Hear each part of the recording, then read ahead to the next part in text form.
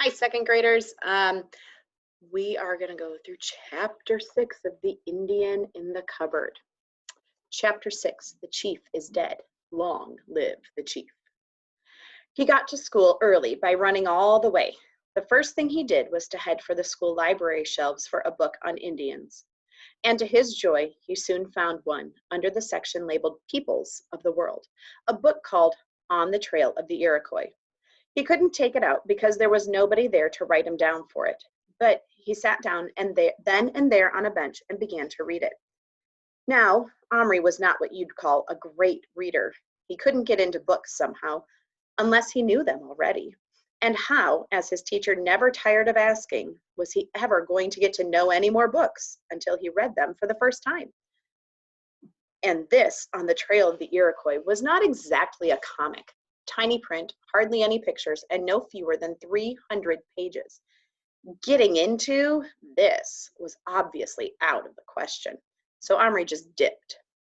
He managed to find out one or two fairly interesting things straight away. The Iroquois Indians were sometimes called the Five Nations. One of the five were the Mohawks, a tribe Omri had heard of.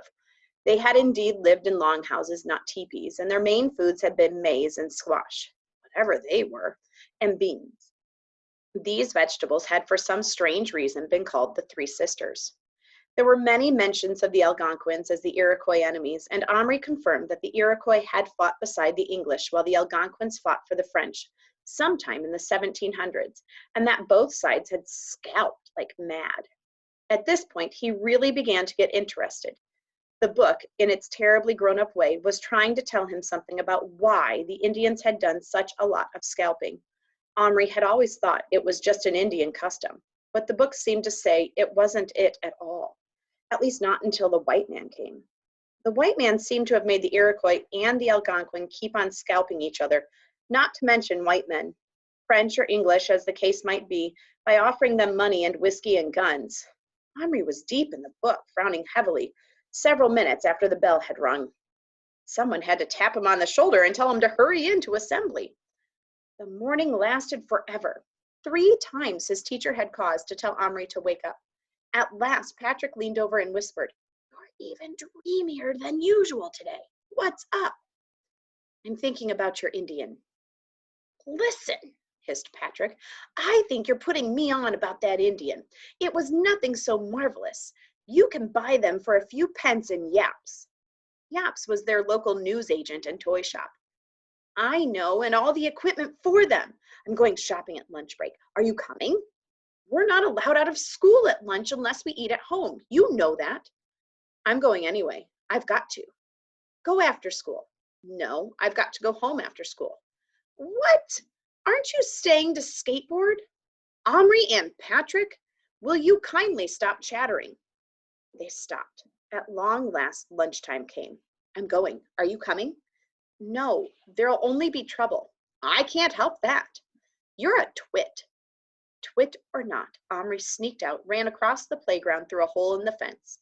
The front gate was kept locked to keep infants from going in the road. And in 5 minutes, by running all the way, he had reached Yaps. The selection of plastic figures there was good. There was one whole box of mixed cowboys and Indians. Omri searched till he found a chief wearing a cloak and a full leather headdress with a bow in his hand and a quiver full of arrows slung across his back. Omri bought it with part of his lunch money and rushed back to school before he could be missed. He showed the chief to Patrick. "Why get another Indian?" "Only for the bow and arrows." Patrick was now looking at him as if he'd gone completely screwy. In the afternoon, mercifully, they had 2 periods of handicrafts. Omri had completely forgotten to bring the teepee he'd made, but there were plenty of scraps of felt, sticks, needles, and thread lying about the handicrafts room, and he'd soon made another one, much better than the first.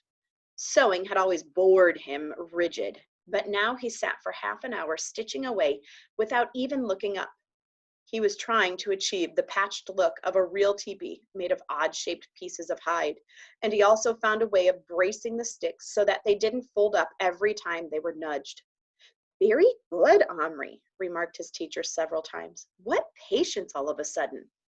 Omri, who usually liked praise as much as anyone, hardly heard her. He was concentrating so hard. After a long time, he became aware that Patrick was standing over him, breathing through his nose rather noisily to attract his attention. Is that for my Indian? My Indian. Yes. Why are you doing it in bits like that? To be like a real one. Real ones have designs on it. So will this. He's going to paint proper Iroquois ones. Who is? Little Bear, that's his name.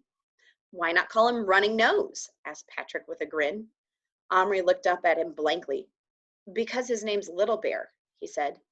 Patrick stopped grinning. He frowned. I wish you'd stop this stupid business, he said peevishly, going on as if it weren't a joke. Omri went on looking at him for a moment and then went back to his bracing. Each pair of sticks had to have another short stick glued between them. It was quite tricky. Patrick stood a minute and then said, Can I come home with you today? No, I'm sorry. Why not? Mom's having guests, Omri mumbled. He didn't tell lies very well, and Patrick knew at once it was a lie and was hurt. Oh, all right then, be like that, he said, and stalked off furiously. The afternoon ended at last. Omri accomplished the walk home with normal dawdling took half an hour. He did that in little over 10 minutes. He arrived sorely out of breath and greeted his surprised mother. Have you developed a jet engine or have you been expelled? With a lot of gasping and a request to go straight to his room without waiting for tea. What have you been up to up there? There's an awful mess on the floor. It looks like bits of grass and bark. And where did you get that beautiful little Indian teepee? I think it's made of real leather. Omri looked at her speechless. He began at last. Telling lies to Patrick was one thing. Lying to his mother was another thing. And he never did it unless the emergency was dire. But mercifully, the phone rang just then, so he was spared for the moment. He dashed upstairs. There was indeed a fair old mess, though no worse than he often left himself when he'd been working on something. Little Bear and the horse were nowhere to be seen, but Omri guessed where to look, behind the dressing-up crate. A wonderful sight met his eyes. A longhouse, not finished, but no less interesting and beautiful for that, stood on the seed box, whose smooth surface was now much trampled over. There were hoof as well as moccasin prints. Omri saw that a ramp made of part of the bark had been laid against the side of the wooden box, up which the horse had been led to. Omri's delight, odd as it may seem, a tile piney of horse's manure lay on the ramp as proof of the horse's passing, and there he was, tied by a thread to an upright twig hammered, presumably, into the ground, munching a small pile of grass that the Indian had carried up for him. Little Bear himself was still working so intently that he didn't even notice that he was not alone. Omri watched him in utter fascination. The longhouse was about half finished. The twigs, which had been taken from the birch tree on the lawn, had been stripped of their bark, leaving them shining white. Each one had then been bent into an arch, the ends thrust into the earth and cross pieces lashed to the sides with the thread. More and more twigs, which were stout poles to the Indian, had been added, with never a nail or a screw needed, to strengthen the structure, and now Little Bear had begun to fix flakes of bark like tiny tiles onto the cross pieces. He was seated on the roof itself, his feet locked around the main roof pole, which ran the length of the house, hanging these bark tiles, each of which he would first carefully shape with his knife. The knight's battle axe lay on the ground beside an unused pile of twigs. It had clearly been used to chop and strip them, and had been made to serve Little Bear's purpose very well. At last, Omri saw him straighten up, stretch his arms toward the ceiling, and open his mouth in a tremendous, noisy yawn. Tired? He asked him. Little Bear got such a fright he almost fell off the longhouse roof, and the horse neighed and tugged at his rope. But then Little Bear looked up and saw Omri hanging over the crate far above him and grinned. Little Bear tired. Work many hour. Look, make longhouse.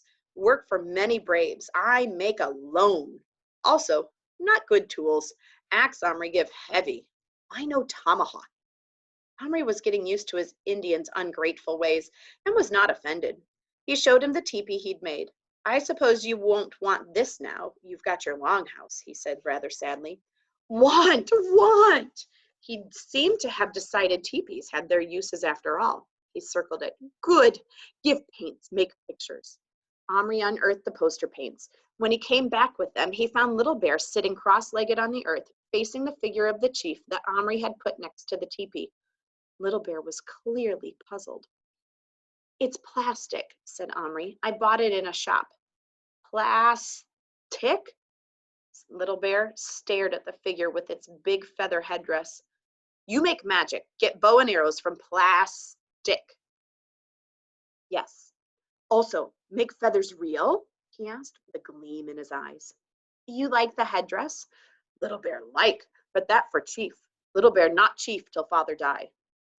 "But you could just try it on." Little Bear looked doubtful, but he nodded. "Make real, then see." Omri shut the Indian chief into the cupboard. Before he turned the key, he leaned down to where Little Bear was examining the, to him, enormous pots of paint. "Little Bear, are you lonely?" "Huh?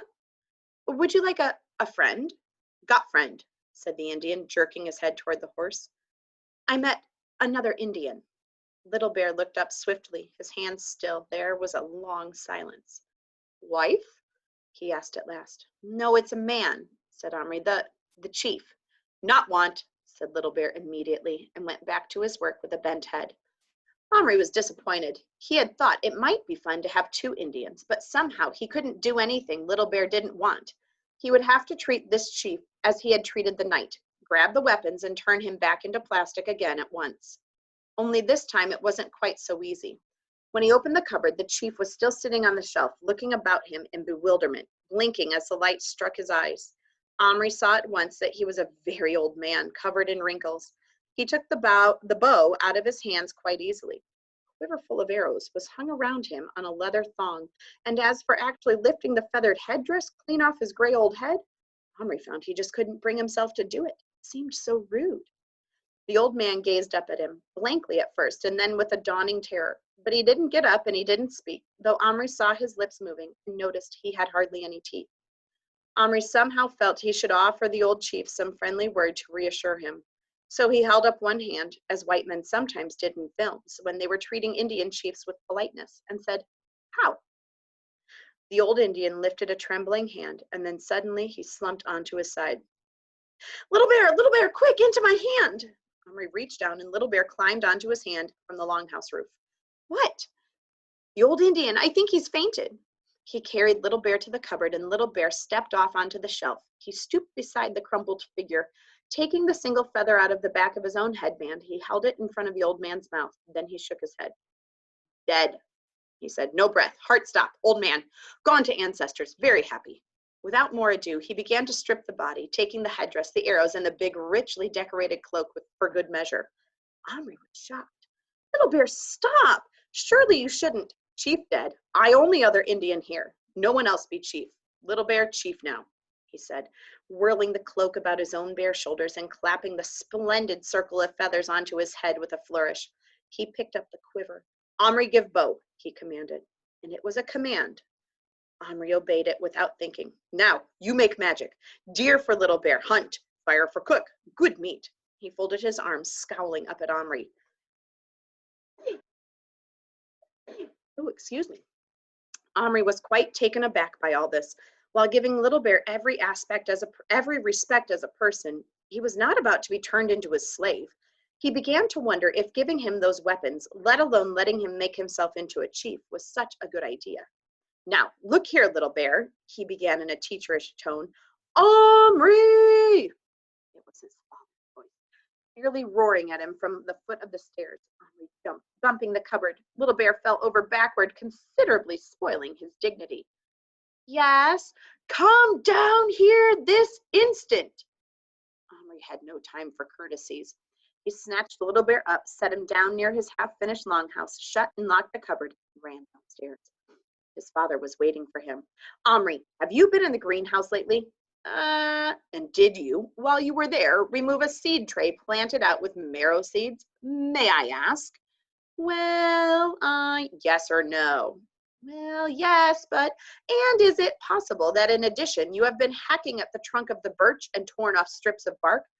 "But Dad, it was only, don't you know trees can die if you strip too much of their bark off? It's like their skin. As for the seed tray, that is mine."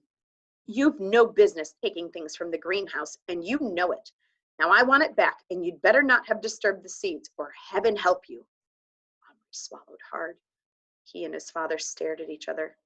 I can't give it back, he said at last, but I'll buy you another tray and some more seeds. I've got enough money, please. Omri's father had a quick temper, especially about anything concerning the garden, but he was not unreasonable, and above all, he was not the sort to pry into his children's secrets. He realized at once that his seed tray, as a seed tray, was lost to him forever, and that it was no use hectoring Omri about it. All right, he said, you can go to the hardware shop and buy them, but I want them today. Omri's face fell. Today? But it's nearly 5 o'clock now. Precisely. Be off. That's the end of chapter 6. All right. I'll see you guys later. Bye.